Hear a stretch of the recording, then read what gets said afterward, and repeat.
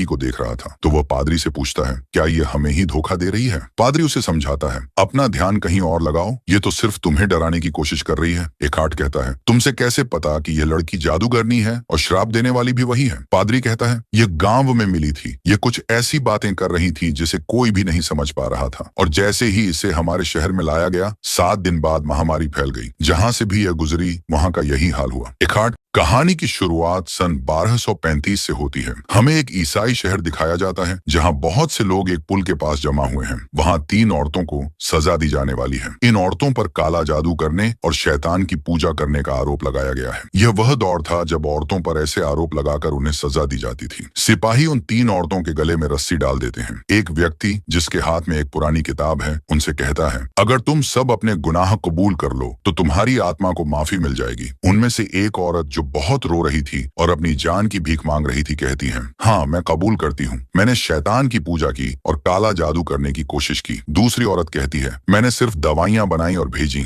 मैंने कभी काला जादू नहीं किया। लेकिन जो तीसरी औरत थी उसे बिल्कुल भी डर नहीं था। उसने पादरी की ओर देखते हुए कहा, तू नरक में जलेगा। इसके बाद उन तीनों औरतों को फांसी दी जाती है और उनकी लाशों को पानी में डुबो दिया जाता है। सभी लोग वहां से जाने लगते हैं। तब पादरी सिपाहियों से कहता है, हम इन्हें ऐसे नहीं छोड़ सकते, हमें इन लाशों को बाहर निकालना होगा ताकि मैं अपनी सालों पुरानी किताब से मंत्र पढ़ सकूं। लेकिन सिपाही कहते हैं, अब ये दोबारा जिंदा नहीं होंगी, और वहां से चले जाते हैं। पादरी को इस श्राप के बारे में पता था, इसलिए शाम को वह अकेले ही उन लाशों को एक एक करके पानी से बाहर निकालने लगता है और उन पर मंत्र पढ़कर शुद्धिकरण करने की कोशिश करता है। जब वह तीसरी लाश को बाहर निकाल रहा होता है तो लाश का वजन इतना ज्यादा होता है कि पादरी खुद भी पानी में गिर जाता है। जैसे ही वह पानी से बाहर आता है तीसरी औरत जिंदा हो जाती है, लेकिन शैतान के रूप में। वह औरत उसकी किताब को जला देती है और पादरी को उसी पुल से फांसी पर लटका देती है। यहीं पर सीन कट होता है। इसके बाद कहानी 100 साल आगे बढ़ती है। अब हमें दिखाया जाता है कि ईसाई धर्म पूरी दुनिया में फैल रहा है और इसके साथ ही बड़ी बड़ी लड़ाइयां हो रही हैं। इन्हीं लड़ाइयों में 2 ईसाई योद्धा भी शामिल थे। ये दोनों दोस्त थे।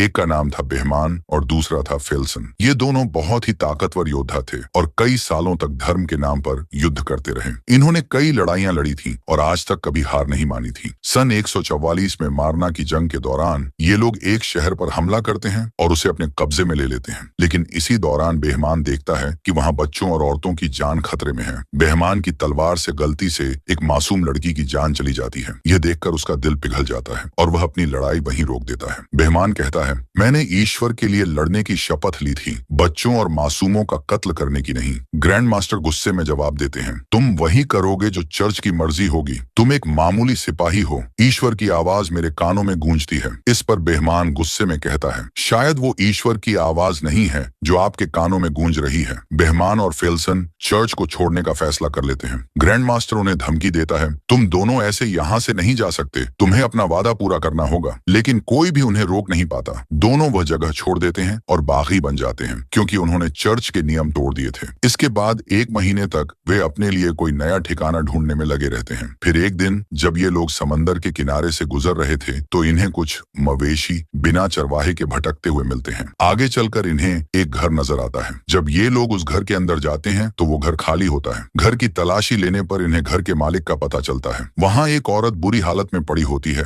और उसका पति बिस्तर पर मरा हुआ मिलता है। दोनों एक खतरनाक बीमारी के कारण अपनी जान गंवा चुके थे। उनका पूरा शरीर बीमारी की वजह से बिगड़ चुका था। बेहमान और फेल्सन उस घर को जला देते हैं ताकि बीमारी फैलने से रोकी जा सके। रास्ते में फेल्सन बेहमान से पूछता है, हमने तो बहुत कुछ झेला है, लेकिन ऐसी मौत से बचने के लिए इंसान आखिर क्या करे? आगे बढ़ते हुए उन्हें एक बड़ा शहर नजर आता है। फेल्सन कहता है, शायद हमें पकड़ा जा सकता है, हमें शहर में नहीं जाना चाहिए। लेकिन बेहमान कहता है, हमें खाने का सामान और अच्छे घोड़े की जरूरत है ताकि हम लंबा सफर तय कर सकें। मजबूरी में दोनों उस शहर में जाने का फैसला करते हैं। शहर में पहुंचते ही बेहमान और फेल्सन अजीब हालात देखते हैं। यहाँ के लोगों का हाल बहुत बुरा था। गलियों में लाशें पड़ी थीं, लोग रो रहे थे, चिल्ला रहे थे और अपने गुनाहों से माफी मांग रहे थे। कुछ लोग तो खुद को मार रहे थे। फेल्सन कहता है, आखिर ये कैसा पागलपन है? तभी पास ही खड़ा एक आदमी उसकी बात सुन लेता है और जवाब देता है, यह महामारी है, एक ऐसी बीमारी जिसका कोई इलाज नहीं है। ये बीमारी पिछले 3 साल से यहाँ फैली हुई है। इसकी वजह से हर 4 में से 1 आदमी मर रहा है। उस आदमी का नाम इकबाल था। वह वह दोनों से पूछता है, आखिर तुम लोग कौन हो? बेहमान जवाब देता है, हम मुसाफिर हैं और हमें इस बारे में कुछ नहीं पता। दोनों ईसाई योद्धा थे, लेकिन उन्हें कोई नहीं रोकता। जब ये लोग घोड़े खरीदने की कोशिश करते हैं तो वहाँ एक आदमी बेहमान की तलवार देख लेता है। ये तलवार नाइट्स की होती थी। जैसे ही यह बात फैलती है, शहर के सिपाहियों को खबर मिल जाती है कि ये दोनों असल में नाइट्स हैं और जंग से भागे हुए हैं। सिपाही इन दोनों को पकड़ने आते हैं। बेहमान और फेल्सन उनसे लड़ते हैं, लेकिन आखिरकार ये दोनों हार मान लेते हैं। उन्हें कार्डिनल के पास लाया जाता है। कार्डिनल भी इस बीमारी का शिकार हो चुका था और बिस्तर पर पड़ा हुआ था। कार्डिनल दोनों का नाम पूछता है। नाम सुनते ही वह चौंक जाता है और कहता है, मैं तुम दोनों को जानता हूँ। तुम्हारी जीत की कहानियां दूर दूर तक मशहूर हैं। इसके बाद कार्डिनल बताता है, यह महामारी हमारे लोगों को खत्म कर रही है। असल में यह नरक से भेजा गया एक श्राप है। इसे एक जादूगरनी ने काले जादू से हम पर डाला है। अब वह जादूगरनी पकड़ ली गई है और उसने खुद ही यह माना है। कार्डिनल आगे बताता है, इस श्राप को खत्म करने का एक ही तरीका है। जादूगरनी को सेवेर के गिरजाघर ले जाना होगा। वहाँ के सन्यासी ही इस श्राप को खत्म कर सकते हैं। बेहमान पूछता है, मेरा इस सब से क्या लेना देना? कार्डिनल कहता है, ये काम हम नहीं कर सकते, लेकिन अगर तुम मदद करो तो जादूगरनी को सेवेर तक ले जाया जा सकता है। क्या तुम चर्च की सेवा करना चाहोगे? बेहमान इस काम को करने से साफ इनकार कर देता है। उसके इनकार के बाद कार्डिनल फेल्सन और बेहमान दोनों को जेल में डाल देता है। उसी काल कोठरी में एक लड़की भी थी। जब ये दोनों उसे देखते हैं तो फेल्सन पूछता है, क्या यही वह चुड़ैल है? बेहमान जवाब देता है, यह तो बिल्कुल वैसी नहीं लगती। रात को बेहमान एक बुरा सपना देखता है जिसमें वह एक मासूम औरत की जान ले रहा था। जब वह आंखें खोलता है तो देखता है कि वह लड़की जो रो रही थी उसकी कमर पर जख्म के निशान थे, जैसे किसी ने उसे बहुत मारा हो। यह देखकर बेहमान का इरादा बदल जाता है। वह चर्च के लिए नहीं बल्कि उस लड़की के लिए इस मिशन पर जाने का फैसला करता है ताकि वह उसकी जान बचा सके। अगले दिन वह प्रीस्ट से मिलते हैं और कहते हैं, हम तुम्हारी मदद करेंगे, लेकिन इस लड़की के साथ इंसाफ होगा और हम पर जो भी इल्जाम लगे हैं उन्हें हटाना होगा। इस यात्रा में उनके साथ एक नामी सैनिक भी शामिल हो जाता है और पादरी भी। पादरी के पास एक नक्शा होता है, लेकिन यह 900 मील का सफर था और पहाड़ियों के बीच से गुजरता था जहाँ गिरजाघर स्थित था। बेहमान और फेल्सन सिर्फ नक्शे पर ही भरोसा नहीं कर सकते, इसलिए वे किसी ऐसे शख्स की तलाश करते हैं जो पहले वहां जा चुका हो और वापस भी आ चुका हो, कोई ऐसा जिसे रास्ता याद हो। पादरी उन्हें एक कैद किए गए आदमी के पास ले जाता है जिसे धोखाधड़ी के जुर्म में पकड़कर जेल में डाला गया था। बेहमान उसे एक सौदा करता है, अगर तुम हमें सेवर तक ले जाओ तो तुम्हारे ऊपर लगे इल्जाम खत्म कर दिए जाएंगे। वह इसके लिए तैयार था। अब वे सफर पर थे। साथ में पादरी और एक सैनिक भी थे और रास्ता दिखाने वाला एक आदमी था। सलाहों से बनी एक बग्घी में वे लड़की को ले जाने वाले थे। जब ये लोग उसे लेने के लिए काल कोठरी में जाते हैं तो वह उन पर हमला कर देती है, लेकिन फेल्सन उसे बेहोश कर देता है और फिर उसे लेकर जाते हैं। जैसे ही वे शहर से बाहर निकलते हैं, वहां के कार्डिनल की भी मौत हो जाती है। चलते चलते वह आदमी जो रास्ता दिखा रहा था लड़की को देख रहा था, तो वह पादरी से पूछता है, क्या ये हमें ही धोखा दे रही है? पादरी उसे समझाता है, अपना ध्यान कहीं और लगाओ, ये तो सिर्फ तुम्हें डराने की कोशिश कर रही है। एकार्ट कहता है, तुमसे कैसे पता कि यह लड़की जादूगरनी है और श्राप देने वाली भी वही है? पादरी कहता है, यह गांव में मिली थी। ये कुछ ऐसी बातें कर रही थी जिसे कोई भी नहीं समझ पा रहा था, और जैसे ही इसे हमारे शहर में लाया गया 7 दिन बाद महामारी फैल गई। जहां से भी यह गुजरी वहां का यही हाल हुआ। एकार्ट कहता है, हमारे गांव में किसी लड़की के आने की खबर नहीं सुनी, फिर भी वहां महामारी आई है। चलते चलते बेहमान और फेल्सन के बीच भी बातचीत होती है। फेल्सन कहता है, कोई हमारा पीछा कर रहा है। जब वे रुकते हैं तो उसे पकड़ लेते हैं। पादरी कहता है, यह कार्डिनल के यहाँ काम करने वाला एक मुल्जिम है, इसका नाम केय है। बेहमान कहता है, अच्छा यही होगा कि तुम यहाँ से चले जाओ। लेकिन केय कहता है, नहीं, मैं तुम लोगों के साथ जाना चाहता हूँ, तुम सबकी सेवा करना चाहता हूँ, बदले में आप मुझे एक नाइट बना देंगे। फेल्सन उसे हंसी में उड़ा देता है। लेकिन फिर कुछ देर बाद एक लड़ाई होती है जिसमें वह फेल्सन को हरा तो नहीं सकता, लेकिन उसका डट कर मुकाबला करता है। इस बात से बेहमान उसे प्रभावित हो जाता है और उसे अपने साथ इस सफर में शामिल कर लेता है। रात को बेहमान और फेल्सन की लड़ाइयों की तारीफ की जाती है। जब बेहमान लड़की को खाना और कंबल देने जाता है तो वह लड़की उसे कहती है, तुम बाकी सबकी तरह नहीं हो, तुम अच्छे इंसान हो। फिर वह पूछती है, सेवेर में मेरे साथ क्या होगा? बेहमान जवाब देता है, इंसाफ होगा। लड़की एक कहानी सुनाती है, हमारे गांव में एक औरत पर काले जादू का इल्जाम था। लोगों ने उसके जेबों में पत्थर भर दिए और उसे पानी में डुबो दिया। उन्होंने कहा था कि अगर ये औरत डूबी तो ये एक इंसान है, और अगर नहीं डूबी तो ये एक चुड़ैल है। वह औरत नहीं डूबी और उसे जिंदा जला दिया गया। बेहमान उसे भरोसा दिलाता है, हमारे साथ ऐसा कुछ नहीं होगा, और साथ ही वह पादरी की तरफ इशारा करती है। बेहमान पूछता है, क्या पादरी ने तुम्हें चोट पहुंचाई? लड़की सिर हिलाकर जवाब देती है, हाँ, जब बेहमान वापस आता है तो पादरी उससे पूछता है, उसने तुमसे क्या कहा?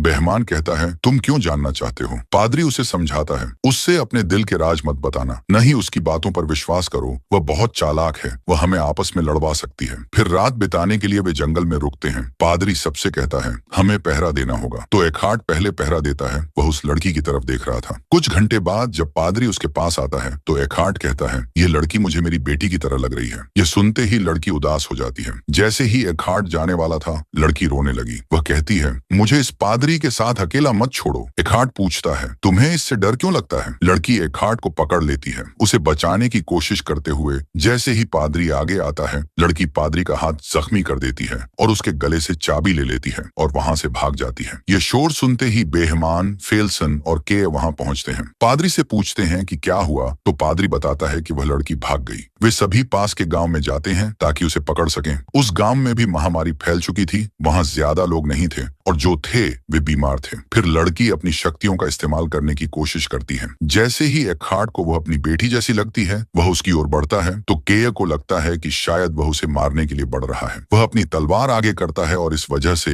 एखार्ट की मौत हो जाती है। यह देखकर केय बहुत घबरा जाता है और बार बार कहता है, ये मैंने क्या कर दिया? ये रुक नहीं रहे थे। मैंने इन्हें बहुत कहा लेकिन वे मुझे मीरा पुकारते हुए बढ़ रहे थे। इसी बीच वह लड़की भी मिल जाती है। वह रोते हुए कहती है, मुझे वापस मत ले जाओ, मुझे वहां से भागना पड़ा क्योंकि वह मेरे साथ बुरा करता था। असल में उसका मतलब पादरी की मौत से था और सभी बहुत दुखी थे। अगली सुबह लड़की को वापस बग्घी में कैद कर लिया जाता है और वे फिर से सेवर की ओर अपना सफर शुरू करते हैं। मगर जाने से पहले पादरी बेहमान से कहता है, तुम और बाकी सब लोग अपनी लिखी बातें जादूगरनी के सामने मत करना, क्योंकि वह इन बातों का इस्तेमाल हमारे खिलाफ कर सकती है। कल रात एखार्ट अपनी बेटी के बारे में बात कर रहा था और जादूगरनी ने वह सुना। चलते चलते वे लोग रस्सी और लकड़ी के एक पुराने पुल के सामने रुक जाते हैं। एक आदमी कहता है कि वह 9-10 साल पहले यहाँ आया था, तब यह पुल ठीक ठाक स्थिति में था, लेकिन अब यह बहुत कमजोर हो चुका है। इसे पार करना खतरे से खाली नहीं, खासकर जब उनके पास भारी बग्घी हो। फिर भी वे पुल पार करने का फैसला करते हैं और बग्घी को रस्सी से बांधकर धीरे धीरे आगे बढ़ाते हैं। इस दौरान पुल टूटने लगता है और के मरते मरते बचता है, लेकिन लड़की उसकी जान बचा लेती है। किसी तरह वे पुल पार कर लेते हैं, लेकिन जैसे ही वे दूसरी तरफ पहुंचते हैं, पुल पूरी तरह टूट जाता है। पुल पार करने के बाद वे एक खतरनाक जंगल में दाखिल हो जाते हैं, जहां रास्ता बिल्कुल भी साफ नहीं दिख रहा था। मजबूरी में वे जंगल में रात बिताने का फैसला करते हैं। रात में बेहमान लड़की के पास जाता है और उसे धन्यवाद देता है कि उसने पुल पर उसकी जान बचाई, लेकिन लड़की ऐसी बातें करने लगती है जिससे बेहमान को उस पर शक होने लगता है। रात के बीच में बेहमान की नींद खुल जाती है क्योंकि वह एक बुरा सपना देख रहा था। जागने पर वह देखता है कि एक आदमी हथियार लेकर बग्घी के पास खड़ा है। बेहमान उसे देखकर चौंक जाता है और वह कहता है, इसकी वजह से हम सब मारे जाएंगे, इसे मार डालो, इससे छुटकारा पाओ, कोई हमें नहीं रोकेगा। तभी फेल्सन वहां आता है और उस आदमी के हाथ से हथियार छीन लेता है। उसी समय लड़की उनकी बातें सुन रही होती है। अचानक वह भेड़ियों जैसी आवाजें निकालने लगती है। इससे पहले कि कोई कुछ समझ पाता,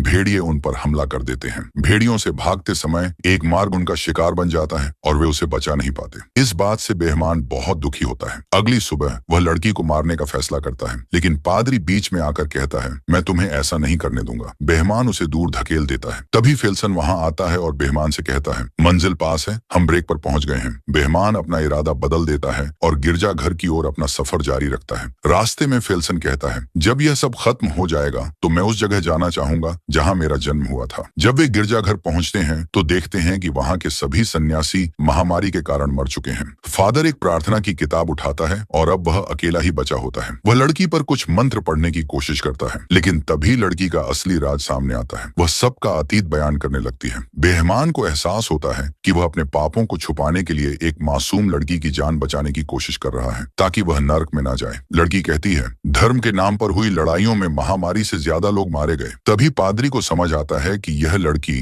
जादूगरनी नहीं है, बल्कि इसके शरीर पर एक डेमन का कब्जा है। पादरी उस पर भूत भगाने का अनुष्ठान करने लगता है, लेकिन डेमन धीरे धीरे अपने असली रूप में आने लगता है। वह उन सभी सलाखों को जलाकर वहां से उड़ जाता है और गिरजाघर के अंदर चला जाता है। यहाँ सभी को समझ आता है कि असल में यह डेमन चाहता था कि हम इसे सेवेर लेकर आएं। यही वजह थी कि उसने एखार्ट और एक मार्क को मार डाला, क्योंकि वे इसके रास्ते में आ रहे थे। जब ये लोग गिरजाघर में पहुंचते हैं तो देखते हैं कि वहां के सभी सन्यासी मर चुके थे। वे सालों से किताब की नकल बना रहे थे, क्योंकि डेमन को सिर्फ इसी किताब से खत्म किया जा सकता था। अब पादरी के पास जो किताब थी वह दुनिया की आखिरी किताब थी, उसी से डेमन को खत्म किया जा जा सकता था। बेहमान पादरी से कहता है, तुम्हें यह लड़ाई अकेले लड़नी होगी। फेल्सन पूछता है, हम शैतान से लड़ रहे हैं या इस लड़की को बचा रहे हैं? बेहमान जवाब देता है, दोनों ही। जब वे गिरजा घर के अंदर जाते हैं तो शैतान उनके सामने आता है। बेहमान पादरी से कहता है कि वे अपनी भूत भगाने की प्रक्रिया शुरू करें। शैतान अपनी शक्तियों का इस्तेमाल करता है और चीजों को हवा में उठाकर इन पर फेंकने लगता है। कुछ देर बाद जितने भी सन्यासी वहां मरे पड़े थे वे गायब हो जाते हैं और शैतानी शक्तियां उनके शरीर पर कब्जा कर लेती हैं। अब वे लोग शैतान के गुलाम बनकर इन पर हमला करते हैं। पादरी किताब पढ़ रहा होता है लेकिन तभी शैतान उसे मार डालता है। वह किताब जमीन पर गिर जाती है। फिर फेल्सन आता है और डेमन से लड़ने लगता है लेकिन डेमन उसे झला देता है। केय किताब को ले लेता है और उसे आगे पढ़ने लगता है। जैसे ही शैतान उस पर हमला करने वाला था, बेहमान आता है और उसे रोकता है। वह उसके दोनों पंख दीवार से लगा देता है। डेमन अपनी शक्तियों का इस्तेमाल करता है और बेहमान को मारने की कोशिश करता है लेकिन वह हार नहीं मानता। जब मंत्र पूरा होता है तो डेमन नरक में वापस चला जाता है और वह मासूम लड़की अपने असली रूप में आ जाती है। इस लड़ाई में सिर्फ केय और वह लड़की बच जाते हैं, बाकी सभी मारे जाते हैं। वे दोनों उन सभी को वहीं दफनाते हैं। फिर लड़की बेहमान और उसके साथियों का शुक्रिया अदा करती है क्योंकि उन्होंने उसकी जान बचाई और उसे अंधेरे से निकाला। वह केय के साथ उम्मीद के साथ चली जाती है और यहीं पर इस कहानी का अंत होता है।